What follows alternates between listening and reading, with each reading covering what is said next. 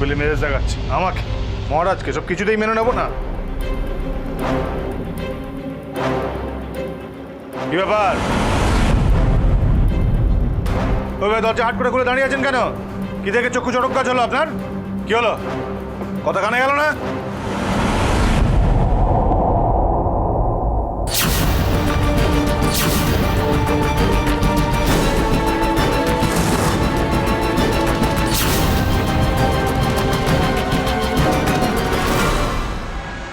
তুই? মা মা কোথায়? মা বাবা পরে হবে, আরে তোর সাথে আমার অনেক হিসেব বাকি আছে। কি গো, তুমি চুপ করে দাঁড়িয়ে আছো কেন? হাল ছেড়ে দিলে নাকি? কিভাবে মারছে ছেলেটাকে দেখো না, ওকে আটকাও না।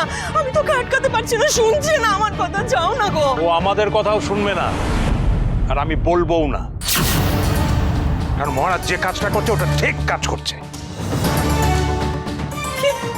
যেটা আজ মহারাজ করছে সেটা বাবা হিসাবে আমার অনেক আগে করা উচিত ছিল। তাই নাকি? এতদিনে সেটা বুঝলি? হ্যাঁ, তুই যদি অনেক আগেই এটা করতিস তাহলে আর আজকে এই দিনটা দেখতে হতো না।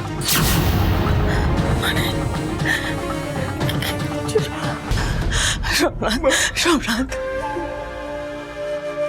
মা, মা, না বাবা, না বাবা, এই তো মা, কিচ্ছু হয়নি বাবা, কিচ্ছু হয়নি। সোমনাথ, কি চেহারা হয়েছে মা গো, কি চেহারা হয়েছে আমার ছেলেটা। সেই তবে থেকে এই একই জামা কাপড় পরানো। বাহ বাহ বাহ! এতদিন শুনেছিলাম যে পিতৃস্নেহে মানুষ অন্ধ হয়েছে, এ তো মাতৃস্নেহ পিতৃস্নেহের থেকে কয়েক কাঠি ওপরে। ভয় পাস না, তুই একদম ভয় পাস না, একদম ভয় পাস না। তোর মা আছে, কিচ্ছু হবে না বাবা।